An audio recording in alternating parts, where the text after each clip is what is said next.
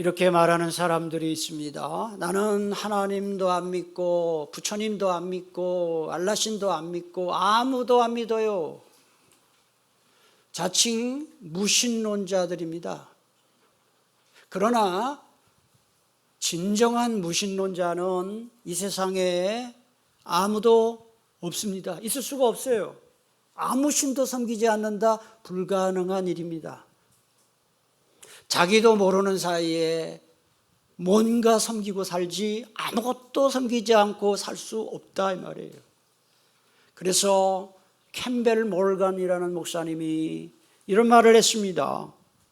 새가 공중에 날지 않으면 살 수 없는 것처럼 사람도 숭배의 대상이 없이는 살 수 없습니다. 모든 삶은 숭배입니다. 문제는 하나님을 숭배하느냐 아니면 가짜신을 숭배하느냐에 있습니다. 많은 사람들이 돈, 권력, 명예, 인기, 성공, 외모, 지식, 과학, 쾌락이라는 가짜신을 섬기며 살고 있어요. 돈만 많이 벌면 나는 행복해질 것이다. 내가 대통령만 되면, 국회의원만 되면, 출세만 하면 행복해질 것이다. 나는 박사학위만 받으면 행복해질 거다. 나는 이런 여행만 가면 이렇게 쾌락을 즐기면 행복해질 것이다. 사람들이 저마다 자기는 이렇게 하면 행복해질 것이라고 생각하고 뭔가 추구하고 있어요. 이런 가짜신을 섬기면 저절로 행복해지느냐, 이 착각 속에 살고 있습니다. 그러다 보니까 불법, 편법, 탈법을 동원해서라도 돈을 버는 거예요. 권력에 오르려고, 자기가 원하는 지식을 얻으려고 하고. 그러다 보니까 가짜 박사 학위가 있는 겁니다.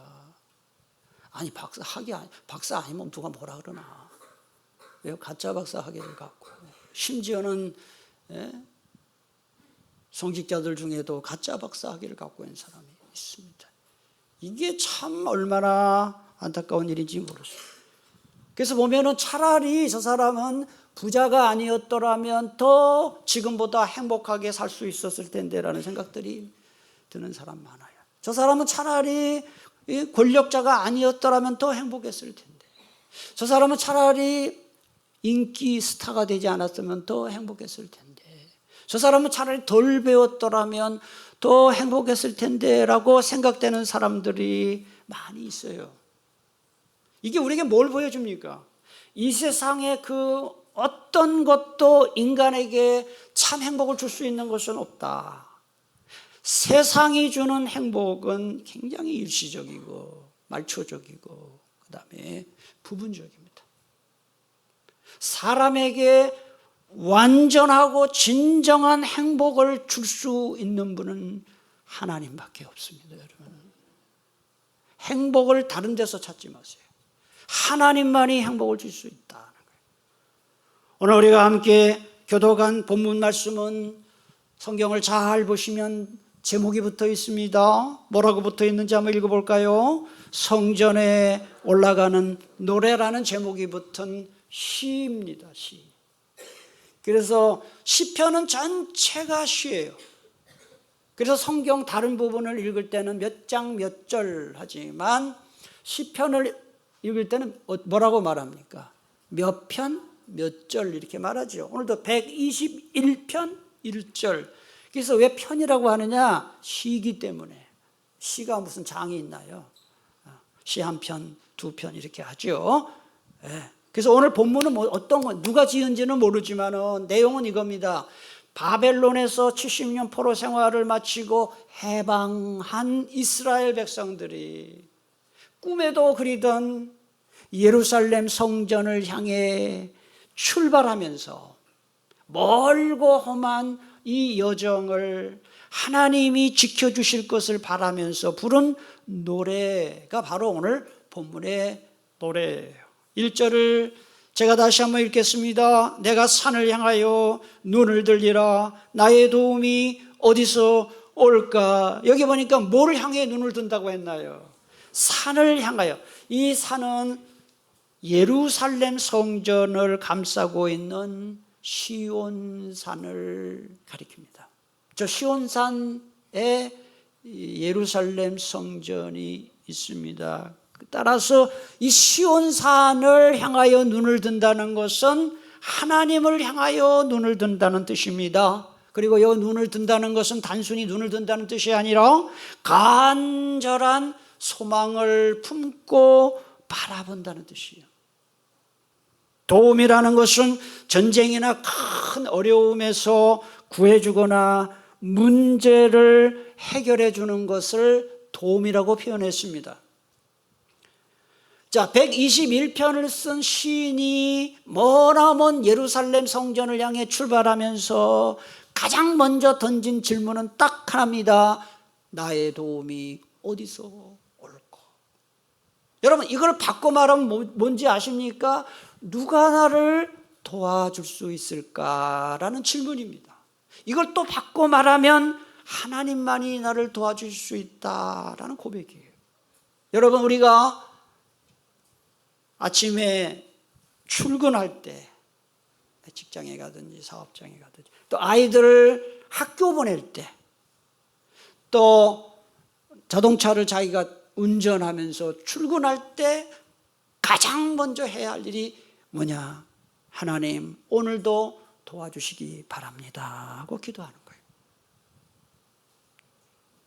여러분, 운전하시는 분들 꼭 핸들을 잡고 주님이 운전해 주시기 바랍니다. 안전운전을 특히 장거리 갈 때 기도하시고, 어린 자녀들 또는 다 큰 자녀라도 마찬가지입니다. 학교 보낼 때, 군대 보낼 때, 결혼 보낼 때 자녀들을 축복하는데 가장 좋은 기도가 뭡니까? 하나님 지켜주시기 바랍니다. 모든 출발, 하루의 모든 출발은 기도가 되기를 바랍니다. 2절을 보니까 나의 도움은 천지를 지으신 여호와에게서로다 그랬어요. 여기 천지를 지으신 여호와는 바꿔 말하면 창조주 하나님을 말하죠. 여러분, 성경이 66권으로 되어 있죠. 창세기서부터 요한계시록까지 66권 1189장입니다. 31,174구절인데 그 성경 전체가 무슨 말씀으로 시작되느냐? 여러분 다 아시죠? 다 같이 태초에 하나님이 천지를 창조하시니라. 어디 몇 장 몇 절입니까? 창세기 1장 1절. 이건 다 아시죠? 태초에 하나님이 천지를 창조하시니라. 창조주 신앙 고백이에요. 제가 19주에 걸쳐서 설교를 마친 사도신경도 맨 앞에 뭐라고 고백합니까? 전능하사 천지를 만드신 하나님 아버지를 내가 믿사옵니다.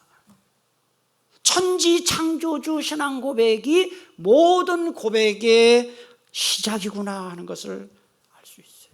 아, 우리를 도와주시는 분은 천지를 지으신 창조주 하나님이시구나 하는 것을 보여주는 거예요. 조금 뒤에 가보면 124편을 가보세요. 124편. 거기도 보면 8절을 보면은 8절 다 같이 봉독합니다. 우리의 도움은 천지를 지으신 여호와의 이름에 있도다. 아멘. 우리를 누가 도와주신다고요? 천지를 지으신 여호와 하나님. 16세기 종교개혁을 1517년 10월 31일 날 독일의 비르텐베르크 그 신학교 게시판에다가 95개조 방방문을 붙여서 종교개혁을 일으킨 마르틴 루터는요, 종교개혁을 일으키려고 일으킨 사실은 아니고 그 당시 캐톨릭이 너무 성경에서 떠나 있는 것을 보고 화가 나서 신학교 교수들하고 한번 붙어보자, 맞짱 뜨자, 논쟁을 해보자 해서 종교개혁 그 95개조 반박문을 붙인 겁니다. 종교개혁을 일으키려고 일으킨 건 아니에요. 그런데 그거는 마치 계란으로 바위를 치는 일과 같았어요. 그 당시에는 교황의 말에 대해서 거역을 하거나 캐톨릭에 대해서, 교황청에 대해서 반대, 이거는 완전히 파문당합니다. 우리는 말하면 호적에서 빼가는 것보다 더 심한 거예요. 경제생활도 할 수 없고 그건 죽음이에요, 죽음. 그래서 마르틴 루터가 종교개혁을 일으키고 난 다음에 많은 살해 위협도 받고, 그 다음에 또 제국회의 불려가, 보름스 회의에 불려가가지고 철회해라 네 주장 말이죠. 그러니까 아무리 종교개혁자지만 막 절망되고 낙심이 될 때마다 이 마르틴 루터가 그걸 이길 수 있었던 그 비결이 뭐냐? 그의 말이 그걸 말하고 있습니다. 이렇게 말합니다. 캄캄한 밤에 하늘을 쳐다보면 무수히 많은 별들이 금방 쏟아질 것처럼 반짝거립니다. 그 별들을 받치는 기둥은 보이지 않지만 별들이 떨어지지 않고 자기 자리를 지키고 있는 것은 하나님이 온 우주를 운행하시기 때문입니다. 이 루터의 마음속에는 아니 천지를 지으신 하나님, 나를 지으신 하나님이 나를 지켜주지 않겠느냐 하는 그 믿음이 그의 마음속에 있었던 것입니다.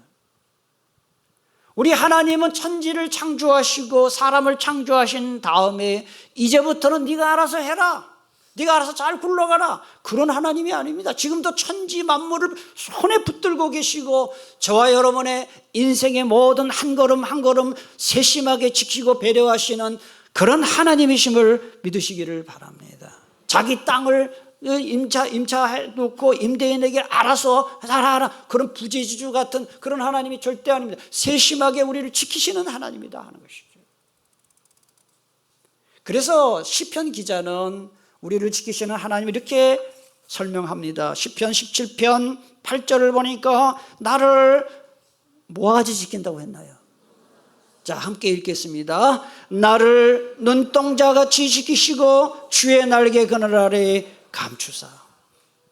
아니 성경에 보면요, 하나님을 설명할 때 우리 알아듣기 쉽게 설명한 거예요. 우리를 어느 정도로 지켜주신다, 뭐처럼 지켜주신다고요? 눈동자같이 지켜주신다. 하나님이 우리 사실 온 몸을 보면요, 이 신묘막측하죠. 우리 이 인체라는 게 신묘막측해요. 저는 제 몸 중에 가장 신비로운 곳이 두 군데가 있는데, 하나는 뇌, 머리, 이게 참 신비하고요. 또 하나 심장은 죽을 때까지 1초도 안 멈춰요. 심장이 멈추는 순간 죽거든요. 아니 기계도 말이죠. 그 기계도 오래 쓰면 다 망가지는데 요새는 태어났다 하면 90년 살잖아요. 90년 살고 100년 사는데 1초도 멈추지 않고 이 심장이 이게 어떻게, 나 설명을 할 수가 없어요. 이 사람이 이걸 만들 수 있냐 이게. 예? 눈동자같이 지키신다 그랬는데 여러분, 눈동자 지키시기 위해서 하나님이 어떤 조치를 취하셨는지 보세요. 눈동자 위에다가 탁 방파제 하나 만들었어요. 뭡니까? 요새는 무너진 방파제가 많습니다. 무슨 말인지 아시죠? 이쁘게 하려고. 제 방파제도 반은 파괴가 됐습니다만 하나님이 이 방파제로 눈썹을 탁 만들어 가지고 이마에 땀이 나면 이 방파제가 딱 막아줘요. 땀이 눈으로 안 들어가게 해요. 그 다음에 비가 내리고 눈이 올 때도 방파제가 딱 있어서 이게 여기서 걸리는 거예요. 걸립니다. 제가 말도 안 되는 상상을 해봤습니다. 하나님이 눈썹을 만드실 때 이렇게 만드셨으면은 이건 완전히 방파제가 아니라 빨대. 비, 땀이 이 빨대 타고 눈으로 다 들어갈 거 아니에요. 또 우리가 눈을 보호하시기 위해서 우리가 밤에 잠을 잘 때 이불을 덮어주셔요. 눈동자를 눈꺼풀로 덮어요. 이불을 덮어주셔요. 그렇지요. 빛이 너무 강하면 눈동자가 움츠려들어서 눈을 보호하고, 빛이 너무 어두우면 눈동자가 자기도 모르게 커지는 거예요. 그렇죠. 예? 그 다음에 막 티끌이 들어오고 그러면 자기도 모르게 반자동적으로 눈을 탁 이렇게 감고요. 그 다음에 눈이 건조하지 않도록 하루에도 수천 번 깜빡깜빡, 여러분도 모르는 사이에 눈 깜빡깜빡거리고 있다 이 말이죠. 눈을 건조하지 않도록 세척을 하는 것이죠. 아니 눈동자 하나만 해도 하나님이 이렇게 많은 배려를 하셨어요. 그러면 이 눈동자의 주인인 우리가 인생을 살 때 하나님은 얼마나 더 배려하시게. 할렐루야. 하나님은 세심하게 우리를 보호해 주시는구나 하는 것을 바로 눈동자같이 지키신다 그랬단 말이죠. 그 다음에 3절을 보니까 여호와께서 너를 실족하지 아니하게 하시며 너를 지키시는 이가 졸지 아니하시리로다. 여기 본문에 보면은 지킨다는 말이 6번 나와요. 6번. 우리가 성경 읽을 때 아주 반복되는 말은 주의 깊게 봐야 된다고 제가 계속 말해요. 지킨다는 말이 3절, 4절, 5절, 7절, 8절 집에 가서 지킨다는 말 다 줄쳐보셔요. 6번 나와요. 여기서 이 지킨다는 히브리어 단어는 성문을 지키는 파수꾼을 말하고 양떼를 지키는 목자를 사용하는 단어가 바로 지킨다 그랬어요. 3절 상반절에 보니까 여호와께서 너를 실족하지 아니하게 하시며, 여기 실족한다는 건 아시죠? 발 헛디디지 않는 거. 실족한다, 헛디디지 않도록. 그 다음에 또 하나의 뜻이 있어요. 실족한다는 말에는 히브리어에는 타락한다는 뜻이 있어요. 타락한다. 우리가 예수 믿는 사람이지만 이 세상 살다 보면은 자꾸 방심하면 타락할 위험성이 있어요. 여러분, 지난 한 주 살면서 내가 이러면 안 되는데 왜 그러지 하면서, 내가 이러면 안 되는데 내가 왜 이럴까 하면서도 꾸역꾸역 그 일을 하는 일이 있지 않습니까? 이럴 때 우리가 타락하지 않도록 지켜주시는 분이 하나님이시다. 시편 66편 9절, 그는 우리 영혼을 살려두시고 우리의 실족함을 허락하지 아니하시는 주시로다. 시편 37편 24절 다 같이 함께 읽겠습니다. 그는 넘어지나 아주 엎드러지지 아니함은 여호와께서 그의 손으로 붙드심이로다. 아멘이십니까?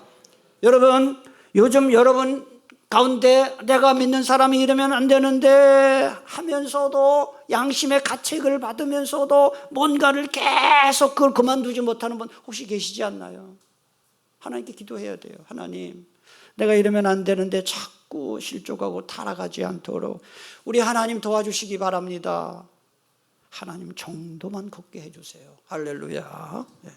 그 다음에 4절에 보니까 이스라엘을 지키시는 이는 졸지도 아니하시고 주무시지도 아니하시리로다 그랬어요. 여러분, 성문을 지키는 파수꾼이 보초 안 쓰고 잠을 자면은 그 성 함락되지 않겠습니까? 양떼를 지키는 목자가 양 지키지 않고 잠을 자면 맹수들이 와서 다 양 잡아먹죠. 그 얘기하는 거예요. 우리 하나님은 안 그런다 그 얘기하는 거예요. 우리나라의 동해안으로 또는 서해안으로 북한 간첩선이 들어와가지고 간첩이 들어온 일들이 과거에 몇 번 있었어요. 전군의 비상, 1급 비상령이 발동하고 그러지 않았습니까? 왜 그랬어요? 레이더가 고장난 게 아니에요. 보초병들이 조른 거예요. 잔 거예요. 들어오는 걸 모르는 거지요. 이처럼 사람은 뭘 지키고 뭐 경계하는데 한계가 있지만 우리 하나님은 우리의 목자이시고 우리의 파수꾼이신 하나님은 졸거나 주무시지 않는다. 이 말은 뭐예요? 빈틈없이 우리를 지켜주신다 하는 것입니다. 여러분, 저는 60평생 이렇게 살면서 65년 살았나 살면서 지금 가만히 말씀 준비하면서 생각해 보니까 죽을 뻔했던 적이 몇 번 있었어요. 교통 이렇게 사고 막 운전하다가 뭐 내가 잘못인 타임 몇 번 큰일 날 뻔했다. 그게 몇 번 있었어요. 또 저 군대 훈련소에 가서 또 훈련 받다가 또 이렇게 아찔했던 순간도 있고, 하여튼 가만히 생각해 보면은 참 여기까지 이렇게 살아온 거, 이만큼 사는 거 가만히 생각하니까 하나님의 은혜다. 하나님의 은혜다. 어느 인디안 마을에서 성인식을 했습니다. 근데 그 마을에는 만 소년이 13세가 되면은 성인식을 하는데 그 성인식의 풍습이 뭐냐?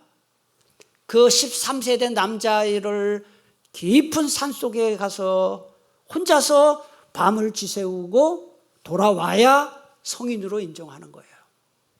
그래서 만 13세 된 남자아이를 어른들이 이제 데리고 산속에 갔다가 놓고 나머지 가족들과 그 다음에 어른들은 다 돌아오는 것이죠. 그 깊은 산속에 맹수들이 우글거리는 산속에서 이 아이가 얼마나 두렵겠어요. 예? 뭐 얼마나 이게 뭐 맹수 소리 들리죠. 근데 잠을 한 잠 못 자고 하다가 깜빡 졸다가도 또 짐승이 잡아가는 꿈 꾸고 또 깨고, 그래서 날이 밝아오는 거예요. 그런데 이 소년이 아침에 딱 새벽에 딱 보니까 깜짝 놀란 거예요. 저기 맞은편에 보니까 바위 위에 한 사람이 딱 서 있는 거예요. 알고 보니까 이 아들은 몰랐지만은 아버지가 아이를 지키기 위해 밤새도록 애 맞은편 바위에 올라가서 활을 잡고 언제든지 맹수가 오면 죽이려고 지키고 서 있었던 것입니다. 그제서야 그 아이가 아버지가 나를 보호해 주셨구나 하는 것을 한 것이죠. 육신의 아버지도 이렇다고 한다면 우리 영의 아버지 하나님은 우리를 얼마나 다 보호하시겠습니까? 여러분은 모르고 있지만 사고의 위험 당할 때, 인생의 우환과 환난 당할 때 많은 사람들이 그래, 아니 하나님은 살아계신 거냐 죽은 거냐, 내가 이렇게 교회도 다니고 신앙생활 열심히 하는데 하나님 뭐하고 계시나. 저와 여러분이 몰라서 그렇지, 우리가 모르는 순간에도 하나님은 우리와 늘 함께 하시고 우리를 지켜주시고 보호하셨기에 우리가 오늘 여기까지 온 줄로 믿습니다. 5절을 보니까 여호와는 너를 지키시는 이시라, 여호와께서 내 오른쪽에서 내 그늘이 되시나니. 여러분, 이 오늘 본문은 바벨론에서 예루살렘 성전까지 출발하기 전에 지은 시라고 말씀드렸죠. 바벨론은 지금의 이라크의 뭐 정확지는 않아요. 이라크의 한 바그다드 정도, 거기서부터 예루살렘까지의 거리가 말이죠, 직선거리가 850km 직선거리. 그러나 도로를 따라 이동을 하려고 하면 1165km예요. 그 당시에 뭐 비행기가 있나요? 뭐 자동차가 있나요? 그 당시에는 요 거리를 가려고 그러면 걸어서 4개월 걸려요. 꼬박 4개월 걸리는 거리. 그런데 여러분, 거기는 햇빛이 뜨겁게 내리쬐는 사막을 지나야 되는 거예요. 사막을. 바로 그때 하나님께서 그늘이 되어 주시겠다 해서 5절은 바로 그걸 염두에 두고 쓴 거예요. 다시 한번 5절을 보세요. 여호와는 너를 지키시는 이시라, 여호와께서 내 오른쪽에서 뭐가 되신다고요? 그늘이 사막 가운데 그늘이에요. 이 그늘이라는 단어는 두 가지 뜻을 갖고 있습니다. 보호자라는 뜻도 있고 방패라는 뜻도 있어요. 방패. 그리고 오른쪽에서 지키신다고 해요. 오른쪽은 제가 요한계시록 설교할 때 많이 얘기했죠. 왕권, 권능, 능력, 왕권, 권능, 능력을 상해. 하나님이 우리를 보호하실 때 철저하게 능력으로 보호하신다, 이런 뜻이에요.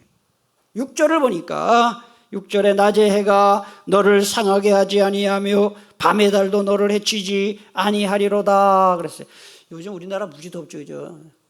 제가 그런 생각을 해요. 제가 한 지금부터 20년 전에 2000년대 초반에 선교지 필리핀을 처음 갔을 때 깜짝 놀랐어요. 필리핀 처음 갔을 때 비행기에서 밤에 한 12시에 내렸나? 밤에 12시인가 1시에 내렸는데 비행기 문을 탁 나서는 순간, 여러분 동남아시아 가면 그 아시죠? 확 하고 막 갑자기 뜨거운 바람이 와서, 야, 뭐 이런 나라도 있나? 되게 덥네. 그리고 가서 그 숙소에 가서 잠을 자려고 하는데 그 에어컨이 없었어요. 선풍기인데 선풍기가 막 돌아가는데 막 뜨거운 바람이 해서, 야, 이런 데서 어떻게 살지? 그랬는데 우리나라가 그렇게 됐어요, 지금. 오늘도 아침에 일어나서 문을 이렇게 쫙 창문을 열으니까 시원한 바람이 들어오는 게 아니라 더운 바람이 들어와요. 지금 우리나라 전체가 사우나 시대에 들어온 것 같아요. 아침부터 막 30도고 막. 예? 제가 성지순례 갔을 때 이스라엘 뭐 이렇게 이집트나 성지순례 갔을 때도 보면은 그 휴게소에 이렇게 서 있으면 막 얼마나 더운지. 예. 미국 캘리포니아주에 가면 데스밸리라는 곳이 있어요. 데스밸리, 죽음의 계곡이죠. 그 사막인데 말이죠. 갔을 때 보니까 그때 온도가 일기기 예보에 보면 40도가 넘어요. 40도. 그래가지고 그런 데서는 그 사람들이 그래요. 그냥 계란을 딱 던지면 그냥 후라이가 된다고. 뭐 그냥 물은 굴하겠지. 무슨 계란 돌린다고 무슨 후라이가 되겠어요. 근데 그렇게 뜨겁다 이거지. 예. 여러분, 이런 걸 염두에 둔 표현이 6절이에요. 그렇게 뜨거운 길을 4달을 가야 되는 거예요. 그러니까 6절에 낮에 해가 밤에 달이 이런 말이 나오는 거예요. 여러분, 이 태양에 얼마나 뜨겁습니까? 사막. 거기선 샘물이 말라요. 그리고 사람이 이 태양을 직접 머리에 쐬면 일사병에 걸려서 죽기도 해요. 그래서 사막의 여행자들은 이 일사병을 굉장히 두려워합니다. 반대로 밤이 되면 사막은 춥습니다. 제가 맨 처음에 그 성지순례 갔을 때 이집트에 모세가 올라갔던 시내산, 왜 이렇게 생각이 안 나냐? 시내산에 올라가는데 새벽 2시에 올라가요. 더워서 새벽 2시에 올라가는데, 아이고, 그때 보니까 어떤 다른 교회에서 오신 성지순례 오신 분이 말이죠, 뜨거운 동네 왔다고 반팔 입고 온 거예요.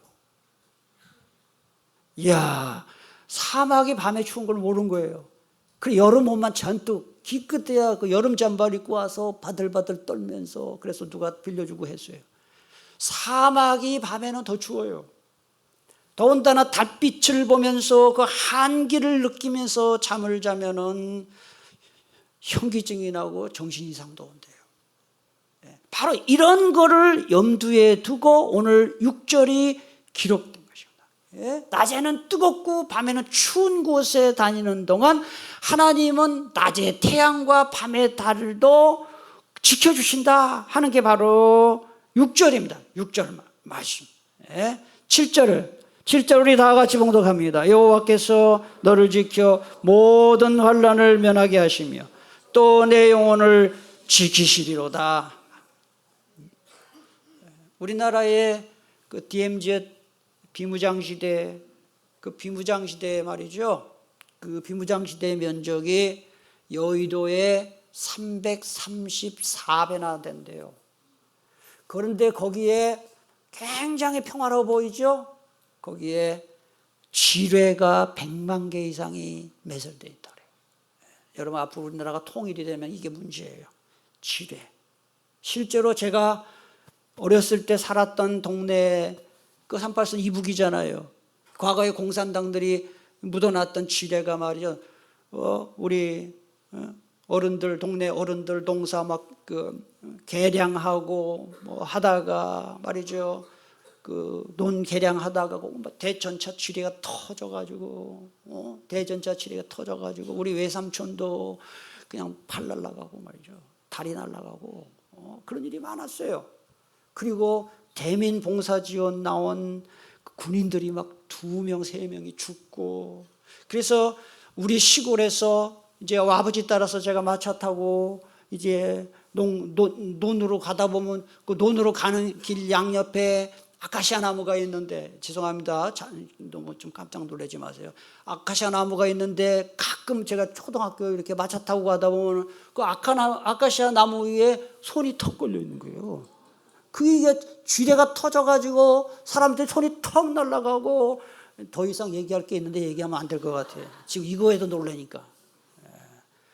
그런 일을 저는 많이 봤어요.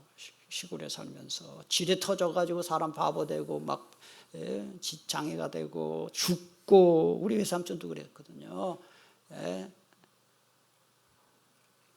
제가 이 지뢰 얘기를 왜 하느냐, 우리 인생, 우리 사는 이 삶 전체가 지뢰밭과 같다. 사고도 많지, 이 교통사고 많지, 비행기 떨어지면 또 다 죽지요. 그 다음에 많은, 요새는 또 어떻게, 지난주 보니까 아버지가 총으로 아들 쏴서 죽이지요. 이 아버지들 무서워서 아들 살겠나 이 말이에요. 또 대학생 아들이 또 엄마가 잔소리한다고 칼로 찔러 죽이지를 않나. 뭐 이게 세상에, 이게 미친 세상 같아요. 미친 세상. 국민의 3분의 1이 암에 걸려 죽는다 그러지. 뭐 이게 참. 또 나이가 들면 또 치매 걸리면 또 이것도 힘들지요. 젊을 때도 힘들고 늙어도 힘들고, 북한은 또 북한에서 핵무기 만들어가지고 늘 뭐 서울을 불바다로 만들다고 그러는데, 우리 대한민국 국민들은 믿음이 너무 좋아가지고 불바다 만들어라 그러고 여행 다니고 불바다 만들어라 뭐 그러고 그냥 하나님 지켜주신다. 그래서 외국에 가면은 외국 사람들이 대한민국 국민은 믿음이 좋다 그래요. 뭐 북한에서 불바다 만들겠다 그래도 뭐 다 여행 가고. 네. 북한의 생화학 무기만 가지고도 서울 시민의 40%를 다 죽인다고 합니다. 이런 거 생각하면 사건 사고 많고 전쟁의 위험 많은 나라에서 우리가 이렇게 여기까지 산 거를 생각하면 이건 전적으로 하나님의 은혜다. 하나님의 은혜다. 시편 23편 4절에 보니까 내가 사망의 음침한 골짜기로 다닐지라도 해를 두려워하지 않을 것은 주께서 나와 함께 하심이라. 같이 주의 지팡이와 막대기가 나를. 여러분 사망의 음침한 골짜기 죽을 것 같은 곳을 지날 때라도 두려워하지 마세요. 누가 함께 하시나요? 주님이 함께 하십니다. 아멘이십니까? 주님이 나와 함께 하신다.